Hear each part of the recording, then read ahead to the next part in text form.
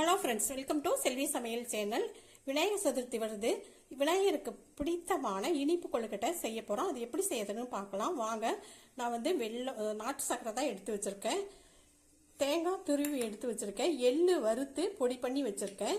ஏலக்காய் தூள் போட்டு இதெல்லாம் ஃபஸ்ட்டு பூரணம் ரெடி பண்ணிக்கலாம். ஸ்டவ் ஆன் பண்ணி ஒரு கடாய் எடுத்து அடுப்பில் வச்சுருக்கேன். இதில் வந்து ஒரு ஸ்பூன் நெய் சேர்த்துக்கலாம். நெய் அப்படியே சூட இலகட்டும். நெய் சூடான உடனே நான் அந்த கப்பில் 3/4 கப் வந்து தேங்காய் துருவி எடுத்து வச்சுருக்கேன்.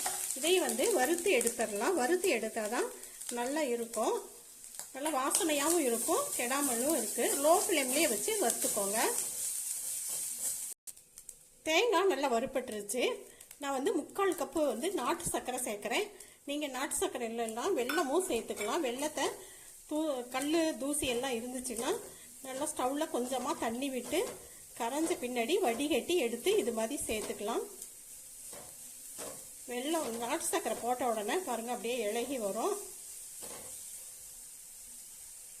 சும்மா ஒரு ஸ்பூன் தண்ணி வந்து விட்டுக்கலாம்.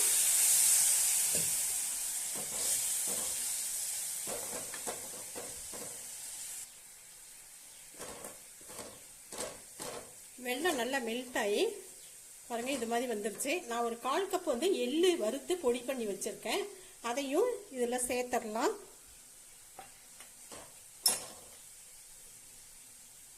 ஒரு 1/2 டீஸ்பூன் ஏலக்காய் தூள் வந்து சேர்த்துருக்கேன் வாசனைக்காக. எல்லாத்தையும் ஒன்றா நல்லா மிக்ஸ் பண்ணி விட்டுறலாம். எல்லாம் ஒன்றா நல்லா கலந்து மிக்ஸ் ஆகிடுச்சு பாருங்கள். இந்த மாதிரி இருக்கும் பொழுது நம்ம எடுத்துக்கலாம். ஸ்டவ் ஆஃப் பண்ணிவிட்டு இதை எடுத்துடலாம், ஆறட்டும். அணில் கொழுக்கட்டை மாவு தான் நான் எடுத்திருக்கேன். இது வந்து 1 கப் சேர்த்துருக்கிறேன். இப்போ தண்ணி ஊற்றி வச்சிடலாம், கொதிட்டோம். தேவையான தண்ணியை ஊற்றிக்கலாம். இதில் வந்து கொஞ்சமாக சால்ட் வந்து சேர்க்குறேன். எண்ணெய் 1 ஸ்பூன் சேர்க்குறேன். நீங்கள் எண்ணெய்க்கு பதிலாக நெய்யும் கூட சேர்த்துக்கலாம். நான் வந்து எண்ணெயை சேர்க்குறேன். தண்ணி கொஞ்சம் அதிகமாகவே இருந்தாலும் ஒன்றும் பிரச்சனை இல்லை. மறுபடி அதிகமாக தேவைப்பட்டால் மறுபடி கொதிக்க வைக்க தேவையில்லை. ஊற்றி வச்ச தண்ணியும் நல்லா கொதியுது. இந்த மாவில் நம்ம ஊற்றிக்கலாம். தண்ணி நல்லா சூடாக இருக்கும், நல்லா கொதித்த தண்ணி இது. அதனால் கொஞ்சம் கொஞ்சமாக ஊற்றி நம்ம ஒரு ஸ்பூன் வச்சு ஃபஸ்ட்டு கிளறி விட்டுக்கலாம்.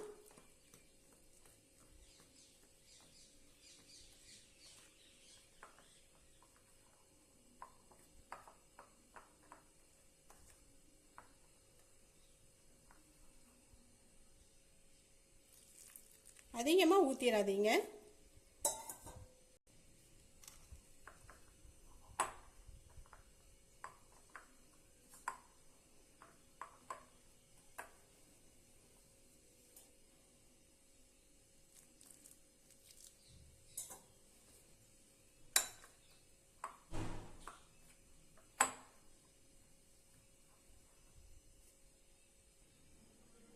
தண்ணியில் ஊற்றியாச்சு. கொஞ்சம் தான் மீதி இருந்துச்சு. கொஞ்சம் அதிகமாகவே இது மாதிரி வச்சுக்கோங்க. பத்தலைன்னா அப்புறம் ஊற்றி நம்ம பிசைஞ்சு கலந்து விட்டுறலாம்.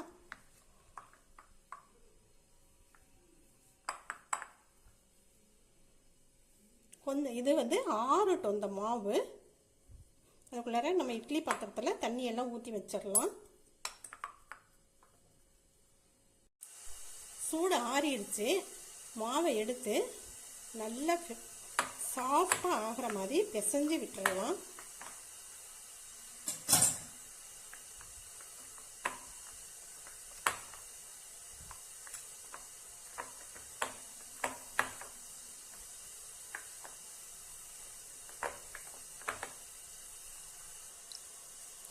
நல்லா சாஃப்டாக இது மாதிரி பிசைஞ்சு எடுத்துக்கோங்க. எடுத்த பின்னாடி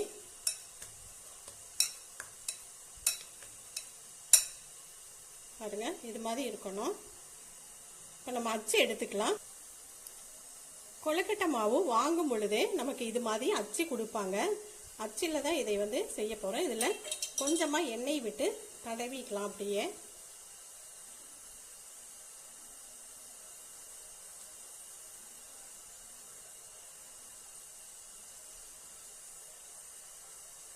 இதிலிருந்து கொஞ்சம் மாவு எடுத்துக்கலாம்.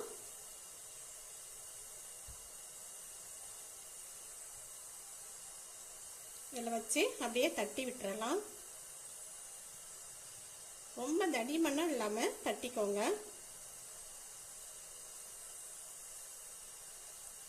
வெளியில் வந்தாலும் எக்ஸஸாக இருக்கிற மாவை நம்ம எடுத்துக்கலாம்.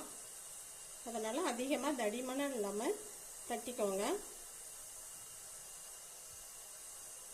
இன்னும் கொஞ்சம் மாவு எடுத்து அந்த சைடு வச்சு தட்டிக்கலாம்.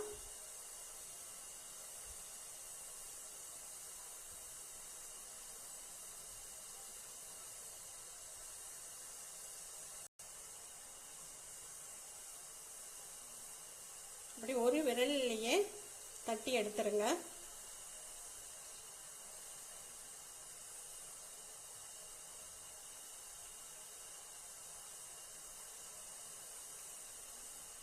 பூரணத்தை இதில் வச்சிடலாம்.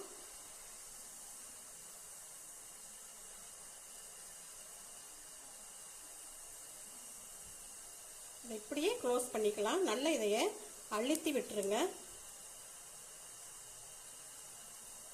வெளியில் வர்ற மாவெல்லாம் எடுத்துடலாம்.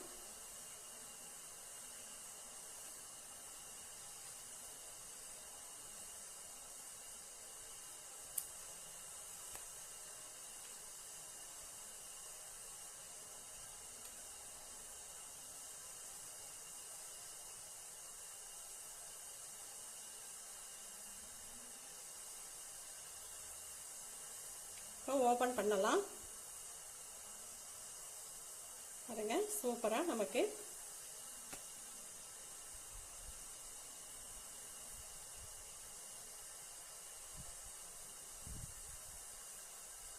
வந்துடுச்சு. இதை வந்து ஒரு தட்டில் வச்சிடலாம்.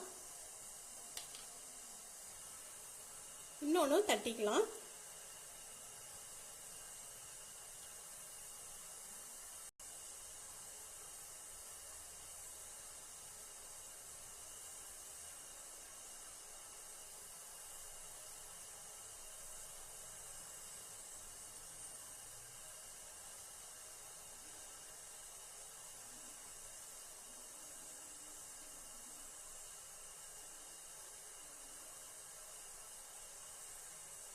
பூரணம் எடுத்து வச்சிருக்கேன்.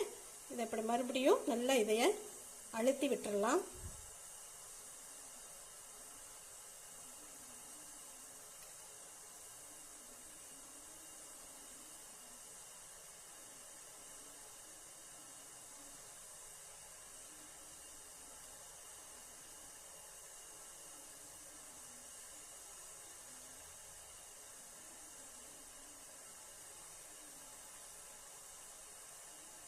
ஓபன் பண்ணிக்கலாம்.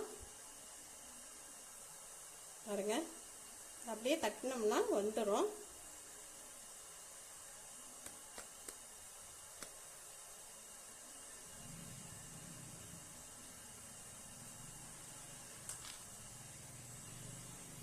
அடுத்ததும் ரெடி ஆயிடுச்சு.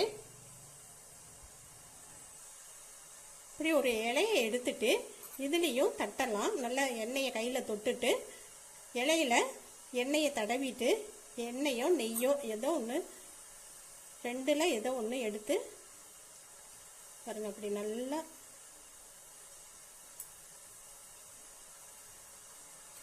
இப்படி தேய்ச்சிக்கோங்க. இப்போ இதில் பூரணத்தை எடுத்து வைக்கலாம்.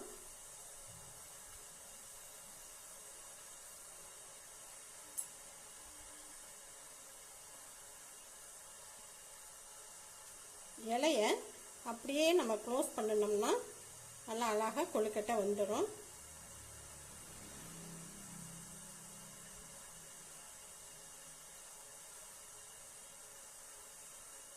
பாருங்க, இது மாதிரி இலையிலையும் தட்டிக்கலாம். இப்போ நான் இன்னொரு அச்சு எடுத்திருக்கேங்க. இதுலேயும் அப்படியே எண்ணெயை தடவி விட்டுறலாம்.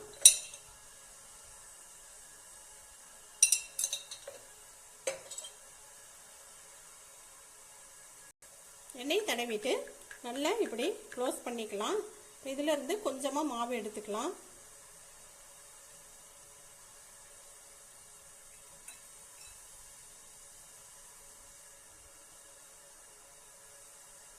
உள்ளே வச்சு நல்லா அப்படியே எல்லா இடமும் இப்படி பண்ணி விட்டுக்கலாம்.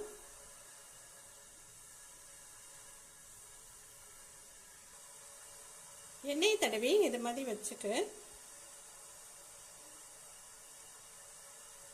மாவை கொஞ்சமாக எடுத்து உள்ளே வச்சிடலாம்.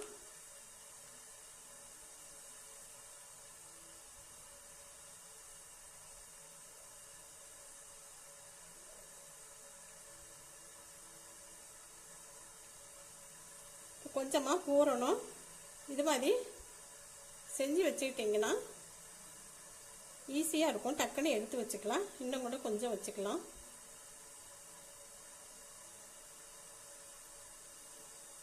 இதை வந்து கொஞ்சம் மாவு எடுத்து மேலே வச்சிடலாம்.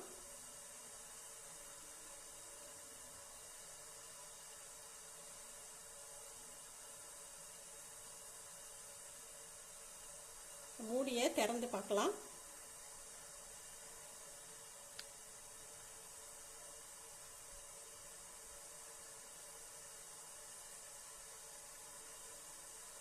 பாருங்க, அழகான மோதகம் கொழுக்கட்டையும் செஞ்சாச்சு. இதையும் எடுத்து வச்சிடலாம். இன்னொன்னும் வச்சாச்சு.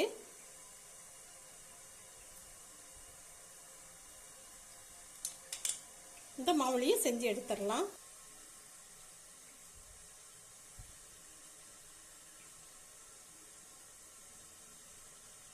கையிலேயும் இப்படி பண்ணிக்கலாம். பாருங்க, எந்த அளவுக்கு இப்படி வருதுன்னு. இப்படி வரும் பொழுதே மாவு நல்லா அந்த சூட்லேயே நல்லா வெந்துருச்சு ஓரளவு. அதனால தான் இப்படி நல்லா நம்ம பண்ணுற சைஸ்க்கு அது இது மாதிரி வருது. இப்படி சொப்பு மாதிரி பண்ணிட்டு இப்போ இதில் பூரணத்தை எடுத்து வச்சுக்கலாம்.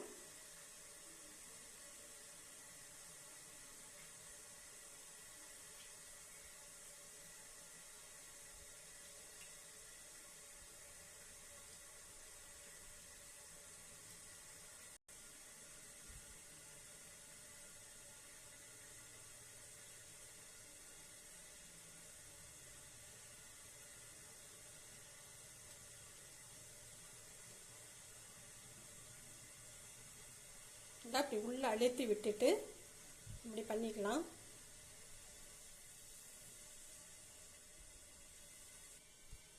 நல்லா இப்படி கொஞ்சம் எக்ஸஸாக இருக்கிற மாவை எடுத்துடலாம். அதிகமாக மாவு தேவையில்லை. நல்லா இதெல்லாம் இப்படி கொஞ்சம் அப்படியே விரலில் அழுத்தி விட்டுறலாம்.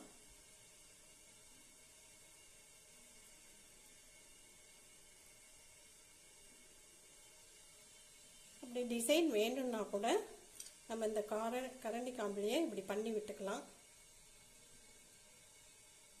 ஒரு ஸ்பூனில் இப்படி நம்ம செஞ்சு விட்டுறலாம்.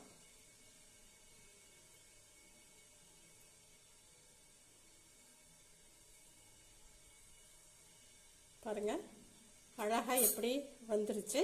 இதையும் வச்சிடலாம். இட்லி பாத்திரத்தில் தண்ணியை ஊற்றி வச்சிடலாம்.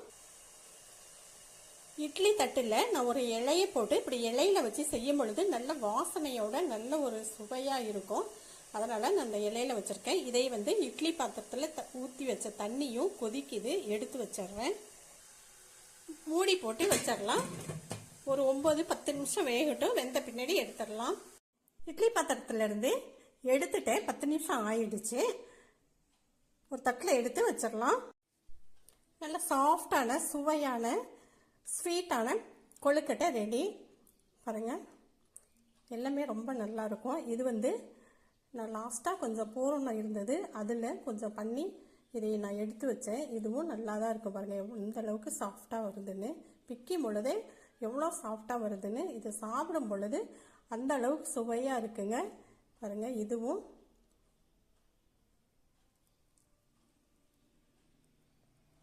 எந்த அளவுக்கு சாஃப்டாக இருக்குது பாருங்கள். எல்லா கொழுக்கட்டையுமே இந்த சைஸ் உள்ள கொழுக்கட்டையும் பாருங்கள் ரொம்ப நல்லா டேஸ்ட்டாக இருக்கும். நல்லா இதுவும் நல்லா சாஃப்டாக வருது. இந்த வீடியோ பிடிச்சிருந்துச்சுன்னா லைக் பண்ணுங்கள், ஷேர் பண்ணுங்கள். சப்ஸ்கிரைப் பண்ணாதவங்க சப்ஸ்கிரைப் பண்ணுங்கள். முதல் வீடியோவை பார்க்குறவங்களும் சப்ஸ்கிரைப் பண்ணுங்கள். நன்றி.